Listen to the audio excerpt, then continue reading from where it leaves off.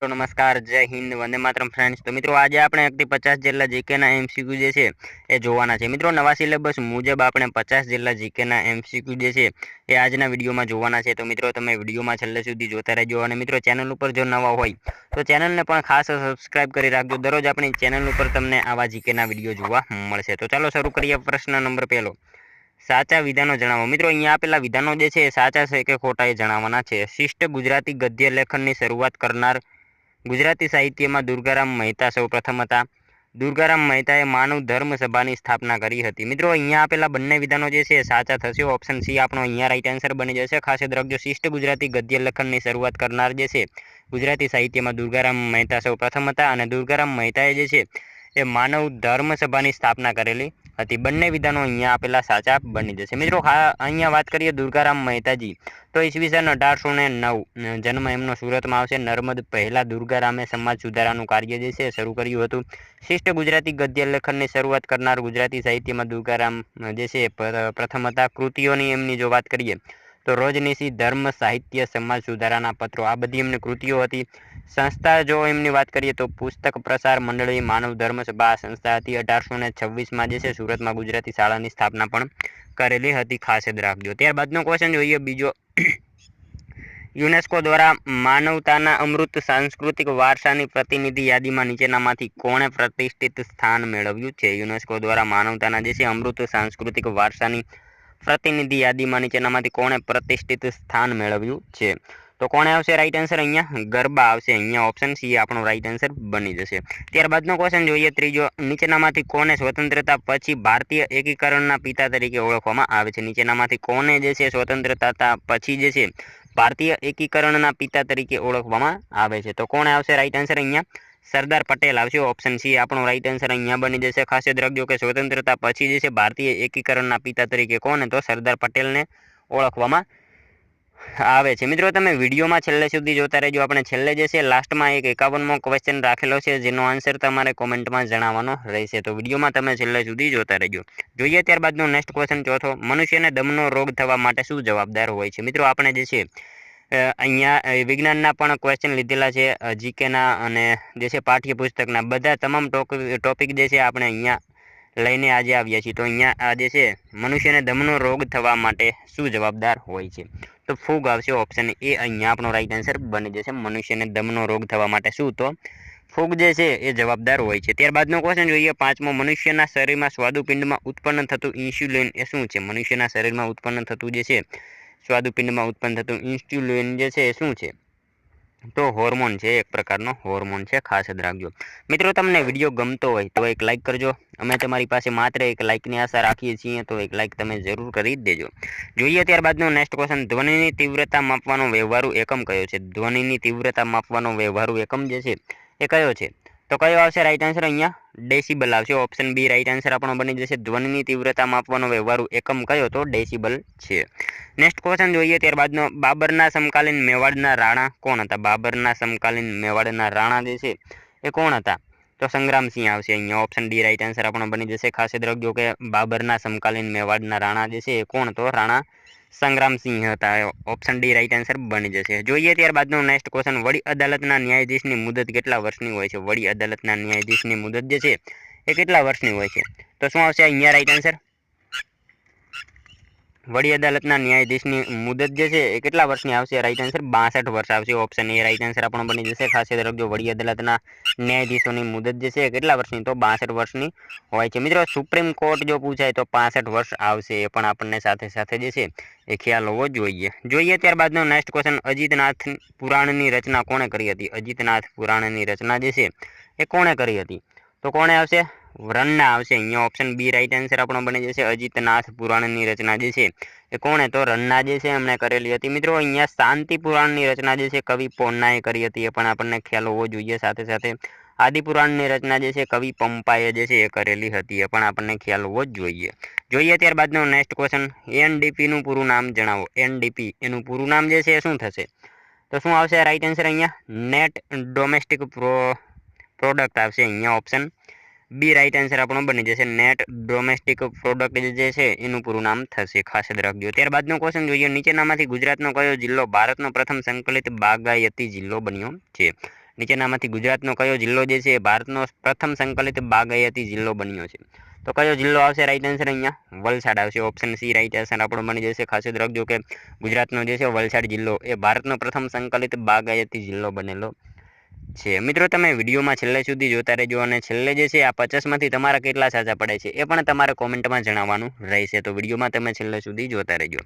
જોઈએ ત્યારબાદનો next question 12મો. Gypsy એ કોનું ઉપનામ છે? જીપ્સી જે છે એ કોનું ઉપનામ છે? તો કોનું આવશે રાઈટ આન્સર અહીંયા? કિશનસિંહ ચાવડા આવશે. ઓપ્શન સી રાઈટ આન્સર આપણો બની જશે. ખાસ યાદ રાખજો કે જીપ્સી જે છે એ કોનું? તો કિશનસિંહ ચાવડાનું ઉપનામ છે.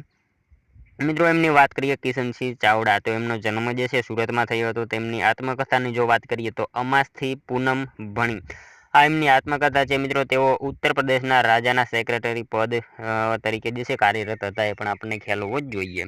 જોઈએ ત્યારબાદનો નેક્સ્ટ ક્વેશ્ચન. સાચા વિધાનો જણાવો. કચ્છ અને સૌરાષ્ટ્રમાં પકવ્યા વગરના માટીના રમકડાને ઘંટી ઘોડા કહેવામાં આવે છે. પાટણના ઓતિયા કુંભારો વિશિષ્ટ પ્રકારના માટીના રમકડા બનાવે છે. મિત્રો અહીંયા આપેલા બંને વિધાનો જે છે આપણા સાચા બની જશે. ખાસ યાદ રાખજો કે કચ્છ અને સૌરાષ્ટ્રમાં પકવ્યા વગરના માટીના રમકડાને જે છે એ ઘંટી ઘોડા કહેવામાં આવે છે અને પાટણના જે છે ઓતિયા કુંભારો વિશિષ્ટ પ્રકારના માટીના રમકડા બનાવે છે. બંને વિધાનો અહીંયા આપેલા સાચા બની જશે. મિત્રો ગુજરાતમાં પકવેલી માટીના સાધનોનો ઉપયોગ સિંધુ ખીણ સંસ્કૃતિના કાળથી થાય છે અને મિત્રો માત્ર ચીજ વસ્તુઓ બનાવવા માટે જ નહીં પરંતુ ગામડાના મકાનમાં જે છે એ ભીત લીપણ, ઉંબરાની સજાવટ તથા આંગણના સુશોભન માટે પણ કરવામાં આવે છે.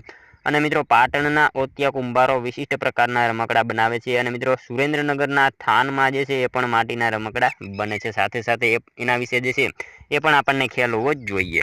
જોઈએ ત્યારબાદનો નેક્સ્ટ ક્વેશ્ચન. કોટેશ્વર ડેમ કઈ નદી પર બાંધવામાં આવ્યો છે? કોટેશ્વર ડેમ જે છે એ કઈ નદી ઉપર બાંધવામાં આવેલો છે?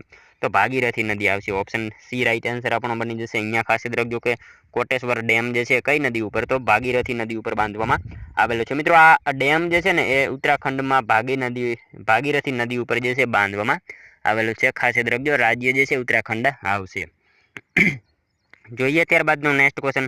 ગુપ્ત સામ્રાજ્યમાં થતા સમારોહ અને રાજમહેલના કાર્યક્રમોની વ્યવસ્થા ખાલી જગ્યા નામના અધિકારી કરતા હતા. ગુપ્ત સામ્રાજ્યમાં જે છે સમારોહ અને રાજમહેલના કાર્યક્રમોની વ્યવસ્થા જે છે એ કોણ કરતા હતા નીચેનામાંથી? તો કોણ આવશે અહીંયા રાઈટ આન્સર? સ્થપતિપાલ આવશે. ઓપ્શન સી રાઈટ આન્સર આપણો બની જશે. ખાસ યાદ રાખજો કે ગુપ્ત સામ્રાજ્યમાં થતા સમારોહ અને જે છે રાજમહેલના કાર્યક્રમોની વ્યવસ્થા સ્થપતિપાલ જે છે એ કરતા હતા. જોઈએ ત્યારબાદનો નેક્સ્ટ ક્વેશ્ચન. ઈસવીસન 1889માં લાહોરમાં દયાનંદ એંગ્લો વૈદિક કોલેજની સ્થાપના કોણે કરી હતી? ઈસવીસન 1889માં લાહોરમાં દયાનંદ એંગ્લો વૈદિક કોલેજની સ્થાપના જે છે નીચેનામાંથી કોણે કરી હતી?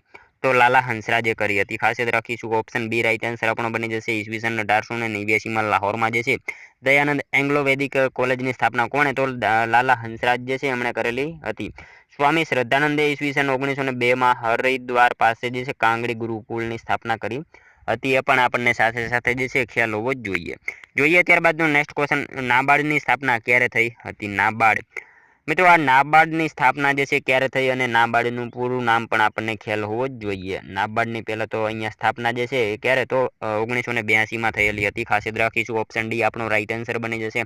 નાબાર્ડની સ્થાપના ક્યારે? તો 1982માં થઈ હતી. મિત્રો નાબાર્ડનું પૂરું નામ તો national bank four agriculture and rural development. ખાસ યાદ રાખજો national bank four agriculture and rural development એનું પૂરું નામ થશે અને એની સ્થાપના 1982માં થઈ હતી. ત્યારબાદનો ક્વેશ્ચન જોઈએ. એકતા સ્થળ કોનું સમાધિ સ્થળ છે? એકતા સ્થળ જે છે કોનું સમાધિ સ્થળ છે? તો કોનો આવશે રાઈટ આન્સર અહીંયા? જ્ઞાની જેલસિંહ આવશે. ઓપ્શન એ રાઈટ આન્સર આપણો બની જશે. ખાસ યાદ રાખજો કે એકતા સ્થળ જે છે એ કોનું? તો જ્ઞાની જેલસિંહ જે છે એમનું સમાધિ સ્થળ છે. ત્યારબાદનો ક્વેશ્ચન છે. ડૉક્ટર આંબેડકરની જયંતિની ઉજવણી ક્યારે થાય છે? ડૉક્ટર બાબા સાહેબ આંબેડકરની જન્મ જયંતિની ઉજવણી જે છે એ ક્યારે? તો 14 એપ્રિલ જે છે એના રોજ કરવામાં આવે છે. ખાસ યાદ રાખીશું. જોઈએ ત્યારબાદનો નેક્સ્ટ ક્વેશ્ચન. ઈવાડેવ કોનું તખલ્લુસ છે? ઈવાડેવ જે છે કોનું તખલ્લુસ છે? તો પ્રફુલ્લ દવેનું આવશે. ઓપ્શન એ રાઈટ આન્સર પણ બની જશે. ઈવાડેવ કોનું? તો પ્રફુલ્લ દવે જે છે એમનું ઉપનામ છે. ત્યારબાદનો ક્વેશ્ચન જોઈએ. હડકવા બીજા કયા નામથી ઓળખાય છે? હડકવા જે છે બીજા કયા નામથી ઓળખાય છે? તો કયા નામથી આવશે? રેબિજના નામથી ઓળખાય છે. ખાસ યાદ રાખજો. ઓપ્શન બી અહીંયા આપણો રાઈટ આન્સર બની જશે. હડકવા બીજા કયા નામે? તો રેબિજના નામથી ઓળખાય છે. નેક્સ્ટ ક્વેશ્ચન જોઈએ ત્યારબાદનો. એશિયા ખંડનો સૌથી નાનો દેશ કયો છે? એશિયા ખંડનો સૌથી નાનો દેશ જે છે એ કયો છે? તો માલદીવ આવશે અહીંયા ઓપ્શન ડી રાઈટ આન્સર આપણો બની જશે। એશિયા ખંડનો સૌથી નાનો દેશ કયો તો માલદીવ છે, ખાસ યાદ રાખીશું। જોઈએ ત્યારબાદનો નેક્સ્ટ ક્વેશ્ચન, એની બેસન્ટે સ્થાપેલી હોમ રૂલ લીગના પ્રથમ પ્રમુખ કોણ હતા? એની બેસન્ટે સ્થાપેલી જે છે હોમ રૂલ લીગના પ્રથમ પ્રમુખ જે છે એ કોણ હતા? તો દાદાભાઈ નવરોજી એના પ્રથમ પ્રમુખ હતા, ખાસ યાદ રાખજો। ત્યારબાદનો ક્વેશ્ચન જોઈએ, ડૉક્ટર શ્યામજી કૃષ્ણ વર્મા કઈ સંસ્થાથી પ્રભાવિત થયા હતા? ડૉક્ટર શ્યામજી કૃષ્ણ વર્મા જે છે એ મિત્રો કઈ સંસ્થાથી પ્રભાવિત થયા હતા? તો કઈ સંસ્થાથી આવશે? આર્ય સમાજ આવશે, ઓપ્શન એ અહીંયા આપણો રાઈટ આન્સર બની જશે। ખાસ યાદ રાખજો કે ડૉક્ટર શ્યામજી કૃષ્ણ વર્મા એ કઈ સંસ્થા? તો આર્ય સમાજ એ સંસ્થાથી પ્રભાવિત થયા હતા। મિત્રો ડૉક્ટર શ્યામજી કૃષ્ણ વર્માનો જન્મ જો વાત કરીએ તો માંડવીમાં થયો હતો અને મિત્રો સત્ય સમાજ શોધકની સ્થાપના જ્યોતિબા ફૂલેએ કરી હતી, એ પણ આપણને ખ્યાલ હોવો જોઈએ। બ્રહ્મો સમાજની સ્થાપના રાજારામ મોહનરાયે કરી હતી, એ પણ આપણને ખ્યાલ હોવો જોઈએ। અને મિત્રો માનવ ધર્મ સભા જે છે દુર્ગારામ મહેતાએ શરૂ કરી હતી। આ બધી સંસ્થાઓ વિશે જે છે આપણને ખ્યાલ હોવો જ જોઈએ। જોઈએ ત્યારબાદનો નેક્સ્ટ ક્વેશ્ચન, લોકપાલ બિલ પર રાષ્ટ્રપતિએ ક્યારે સહી કરી હતી? લોકપાલ બિલ પર જે છે રાષ્ટ્રપતિએ ક્યારે સહી કરી? તો 2014માં કરી હતી, ઓપ્શન ડી અહીંયા આપણો રાઈટ આન્સર બની જશે। લોકપાલ બિલ ઉપર રાષ્ટ્રપતિએ ક્યારે? તો 2014માં સહી કરી હતી। જોઈએ ત્યારબાદનો નેક્સ્ટ ક્વેશ્ચન, નીચેનામાંથી કયું તત્વ સૌથી ઓછું પ્રદૂષણ ધરાવે છે?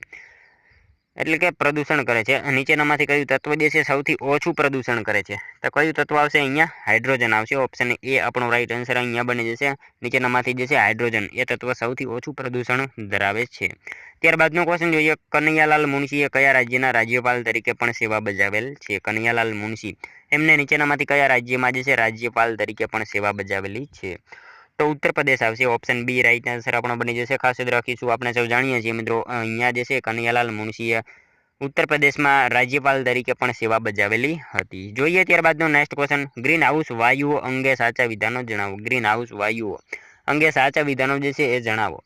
તો કયો આવશે અહીંયા રાઈટ આન્સર? જોઈએ, નાઇટ્રોજન એ વાતાવરણનો સૌથી મોટો ઘટક છે, કાર્બન ડાયોક્સાઇડ કરતાં મિથેન ગરમ થવામાં વધુ કાર્યક્ષમ છે। તો મિત્રો અહીંયા આપેલા બંને વિધાનો આપણા સાચા બની જશે। ખાસ યાદ રાખીશું કે નાઇટ્રોજન જે છે એ વાતાવરણનો સૌથી મોટો ઘટક છે અને કાર્બન ડાયોક્સાઇડ જે છે એના કરતાં મિથેન ગરમ થવામાં વધુ કાર્યક્ષમ છે। તો બંને વિધાનો અહીંયા આપેલા છે એ સાચા બની જશે। નાઇટ્રોજનનું વાતાવરણમાં જો પ્રમાણની વાત કરીએ તો 78% જેટલું એનું પ્રમાણ જોવા મળે છે। ત્યારબાદનો ક્વેશ્ચન જોઈએ, પાલનપુરની સ્થાપના કરનાર પ્રહલાદ દેવ સોલંકી વંશના કયા શાસકનો સામંત હતો? પાલનપુરની સ્થાપના કરનાર પ્રહલાદ દેવ જે છે એ સોલંકી વંશના કયા શાસકનો સામંત હતો?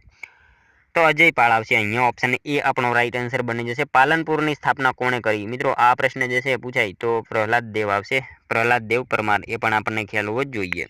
ત્યારબાદનો ક્વેશ્ચન જોઈએ, સોલંકી વંશનો છેલ્લો શાસક કોણ હતો? સોલંકી વંશનો છેલ્લો શાસક જે છે એ કોણ હતો? તો કોણ આવશે રાઈટ આન્સર? ત્રિભુવનપાળ આવશે, ઓપ્શન બી રાઈટ આન્સર આપણો બની જશે। અહીંયા ખાસ યાદ રાખજો, સોલંકી વંશનો છેલ્લો શાસક જે છે એ કોણ? તો ત્રિભુવનપાળ હતો। ત્યારબાદનો ક્વેશ્ચન જોઈએ, સોલંકી વંશે ગુજરાતની ગાદી પર કેટલા વર્ષ રાજ કર્યું હતું? સોલંકી વંશે જે છે ગુજરાતની ગાદી પર કેટલા વર્ષ સુધી રાજ કર્યું હતું? તો મિત્રો ખાસ યાદ રાખજો, 302 વર્ષ સુધી જે છે સોલંકી વંશે ગુજરાતની જે છે ગાદી ઉપર રાજ કરેલું હતું। સોલંકી વંશનો સમયગાળો 942 થી 1244 સુધીનો હતો। આમ જે છે 302 વર્ષ સુધી જે છે સોલંકી વંશે ગુજરાતની ગાદી ઉપર રાજ કર્યું હતું। જોઈએ ત્યારબાદનો નેક્સ્ટ ક્વેશ્ચન, સાચા વિધાનો જણાવો। મિત્રો અહીંયા આપેલા વિધાનો જે છે સાચા છે કે ખોટા એ જણાવવાનું છે। મણિપુરી નૃત્યનું ઉદ્ગમ સ્થાન મણિપુરને માનવામાં આવે છે, પહેલું તો સત્ય છે। ગુજરાતમાં સારાભાઈ કુટુંબમાં મણિપુરી નૃત્ય સૌપ્રથમવાર પ્રવેશ પામ્યું। તો મિત્રો અહીંયા આપેલા બંને વિધાનો જે છે આપણા સાચા બની જશે, ઓપ્શન સી રાઈટ આન્સર બની જશે। મણિપુરી નૃત્યનું ઉદ્ગમ સ્થાન જે છે મણિપુરને માનવામાં આવે છે, એ વિધાન સાચું છે। ગુજરાતમાં સારાભાઈ કુટુંબમાં મણિપુરી નૃત્ય સૌપ્રથમવાર પ્રવેશ પામ્યું હતું। મિત્રો અહીંયા આપેલા બંને વિધાનો જે છે એ સાચા બની જશે। અહીંયા મિત્રો વાત કરીએ, પોરબંદરના જે છે નાનજી કાલિદાસ મહેતાની પુત્રી સવિતાબેન મહેતા જે છે એમણે મિત્રો મણિપુરી નૃત્ય માટે આંતરરાષ્ટ્રીય ખ્યાતિ મેળવનાર મહિલા હતા, એ પણ આપણને ખ્યાલ હોવો જ જોઈએ। જોઈએ ત્યારબાદનો નેક્સ્ટ ક્વેશ્ચન, મહાગુજરાત જનતા પરિષદનું છેલ્લું અધિવેશન કયા સ્થળે યોજાયું હતું? મહાગુજરાત જનતા પરિષદનું જે છે છેલ્લું અધિવેશન એ કયા સ્થળે યોજાયું હતું? તો વિસનગર ખાતે, ખાસ યાદ રાખીશું, ઓપ્શન બી અહીંયા આપણો રાઈટ આન્સર બની જશે। ખાસ યાદ રાખજો, મહાગુજરાત જનતા પરિષદનું છેલ્લું અધિવેશન જે છે કયા સ્થળે? તો વિસનગર ખાતે યોજાયું હતું। નેક્સ્ટ ક્વેશ્ચન જોઈએ, ભારતીય પંચાંગ અનુસાર કયો દિવસ નર્મદા જયંતિ તરીકે ઉજવાય છે? ભારતીય પંચાંગ અનુસાર જે છે કયો દિવસ નર્મદા જયંતિ તરીકે ઉજવાય છે? તો મહાસુદ સાતમ આવશે ઓપ્શન એ અહીંયા આપણો રાઈટ આન્સર બની જશે। ભારતીય પંચાંગ અનુસાર જે છે મહાસુદ સાતમ એ દિવસને જે છે એ નર્મદા જયંતિ તરીકે ઓળખવામાં આવે છે, ઉજવવામાં આવે છે, ખાસ યાદ રાખજો। ત્યારબાદનો ક્વેશ્ચન જોઈએ, ઇન્દુલાલ યાજ્ઞિકની આત્મકથાનો ભાગ નીચેનામાંથી કયો નથી? ઇન્દુલાલ યાજ્ઞિકની આત્મકથાનો ભાગ જે છે એ નીચેનામાંથી કયો નથી? તો કયો આવશે અહીંયા રાઈટ આન્સર? નવજીવન જે છે એમની આત્મકથાનો ભાગ નથી, ખાસ યાદ રાખજો। નવજીવન જે છે એક સામયિક હતું, બાકીના ત્રણેય જે છે એ મિત્રો આત્મકથાના ભાગ છે, એ પણ આપણને જે છે ખ્યાલ હોવો જ જોઈએ। નેક્સ્ટ ક્વેશ્ચન જોઈએ ત્યારબાદનો, આઈ શેલ નોટ ડાય, હું મરું એમ નથી, આ વિધાન શીર્ષકથી હસ્તલિખિત નકલો કોણે બહાર પાડી? આઈ શેલ નોટ ડાય, હું મરું એમ નથી, આ શીર્ષકથી જે છે હસ્તલિખિત નકલો કોણે બહાર પાડી હતી? તો કોણ આવશે રાઈટ આન્સર અહીંયા? મહાદેવભાઈ દેસાઈ આવશે, ઓપ્શન બી રાઈટ આન્સર આપણો બની જશે। ખાસ યાદ રાખજો કે આઈ શેલ નોટ ડાય, હું મરું એમ નથી, આ શીર્ષકથી હસ્તલિખિત નકલો કોણે? તો મહાદેવભાઈ દેસાઈ જે છે એમણે બહાર પાડી હતી। ગાંધીજીના અંગત મિત્ર હતા મહાદેવભાઈ દેસાઈ, અને મિત્રો મહાદેવભાઈ જે છે એમના પુત્ર હતા નારાયણ દાસ દેસાઈ, અને તેમણે મિત્રો અગ્નિકુંડમાં ઉગેલો ગુલાબ આ પણ લખેલું હતું, એ પણ આપણને ખ્યાલ હોવો જ જોઈએ। નેક્સ્ટ ક્વેશ્ચન જોઈએ, તરાઈનું પ્રથમ યુદ્ધ ક્યારે થયું હતું? તરાઈનું પ્રથમ યુદ્ધ જે છે કઈ સાલમાં થયું? તો 1195ની સાલમાં જે છે તરાઈનું પ્રથમ યુદ્ધ થયું હતું, ખાસ યાદ રાખજો। ત્યારબાદનો ક્વેશ્ચન જોઈએ, ગુજરાતમાં કુલ કેટલા ભૂસ્તર વિભાગો જોવા મળે છે? ગુજરાતમાં મિત્રો કુલ કેટલા ભૂસ્તર વિભાગો જોવા મળે છે? તો 8 જેટલા જે છે ગુજરાતમાં ભૂસ્તર વિભાગો જોવા મળે છે। ત્યારબાદનો ક્વેશ્ચન જોઈએ, નીચેનામાંથી કયું સામયિક ગણિત પર આધારિત રચના છે? નીચેનામાંથી કયું સાહિત્ય જે છે ગણિત પર આધારિત છે? સોરી, સામયિક અને સાહિત્ય જે છે એ ગણિત પર આધારિત રચના છે, તો કયું આવશે? સુવલ સૂત્ર આવશે, ઓપ્શન એ અહીંયા આપણો રાઈટ આન્સર બની જશે। ત્યારબાદનો ક્વેશ્ચન જોઈએ, 40મો પ્રાચીન કાળમાં યુદ્ધ સમયે નીચેનામાંથી કયા મહાજનનો ઉપયોગ કરવામાં આવતો? પ્રાચીન સમયમાં જે છે યુદ્ધ સમયે નીચેનામાંથી કયા મહાજનનો ઉપયોગ કરવામાં આવતો? તો અગ્ર મંદિર જે છે એનો ઉપયોગ કરવામાં આવતો હતો, ખાસ યાદ રાખજો। ત્યારબાદનો ક્વેશ્ચન જોઈએ, ચતુરંજ જે પ્રાચીન સમયની એક રમત છે તેને હાલમાં કયા નામે ઓળખવામાં આવે છે? ચતુરંજ એટલે અહીંયા શું હાલમાં થશે? શતરંજ થશે, ઓપ્શન ડી આપણો રાઈટ આન્સર બની જશે। ચતુરંજ જે છે પ્રાચીન સમયમાં એક રમત હતી, અને હાલમાં જે છે શતરંજ તરીકે ઓળખવામાં આવે છે। ત્યારબાદનો ક્વેશ્ચન જોઈએ, ભારતે વિકસાવેલી પ્રથમ સ્વદેશી મિસાઇલ કઈ છે? ભારતે વિકસાવેલી પ્રથમ સ્વદેશી મિસાઇલ જે છે એ કઈ છે? તો અહીંયા શું આવશે રાઈટ આન્સર? પૃથ્વી આવશે, ઓપ્શન એ આપણો રાઈટ આન્સર બની જશે। ભારતે વિકસાવેલી પ્રથમ સ્વદેશી મિસાઇલ કઈ? તો પૃથ્વી છે। ત્યારબાદનો ક્વેશ્ચન જોઈએ, દ્રૌપદી દર્શન નાટકના સર્જક કોણ છે? દ્રૌપદી દર્શન નાટકના સર્જક જે છે નીચેનામાંથી કોણ છે? તો નર્મદ આવશે, ઓપ્શન એ અહીંયા આપણો રાઈટ આન્સર બની જશે। ત્યારબાદનો ક્વેશ્ચન જોઈએ, સમતાપ આવરણમાં ઓઝોન વાયુની સપાટીની જાડાઈ કયા એકમમાં માપવામાં આવે છે? સમતાપ આવરણમાં જે છે એ ઓઝોન વાયુની સપાટીની જાડાઈ જે છે કયા એકમમાં માપવામાં આવે છે? તો ડોબ્સનમાં માપવામાં આવે છે, ખાસ યાદ રાખીશું। ત્યારબાદનો ક્વેશ્ચન જોઈએ, સમુદ્ર વ્યાપારના સંદર્ભમાં નેવી સર્ટ નામની વ્યવસ્થા કોણે શરૂ કરી હતી? સમુદ્ર વ્યાપારના સંદર્ભમાં જે છે નેવી સર્ટ નામની વ્યવસ્થા કોણે શરૂ કરી હતી? તો કોણે આવશે રાઈટ આન્સર અહીંયા? અંગ્રેજોએ કરી હતી, ખાસ યાદ રાખીશું, ઓપ્શન બી અહીંયા આપણો રાઈટ આન્સર બની જશે।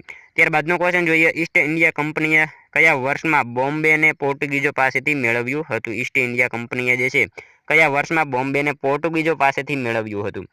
તો શું આવશે રાઈટ આન્સર? 1668 આવશે, ઓપ્શન સી અહીંયા આપણો રાઈટ આન્સર બની જશે। ઈસ્ટ ઇન્ડિયા કંપનીએ જે છે 1668માં જે છે એ વર્ષમાં બોમ્બેને પોર્ટુગીઝો પાસેથી જે છે મેળવ્યું હતું।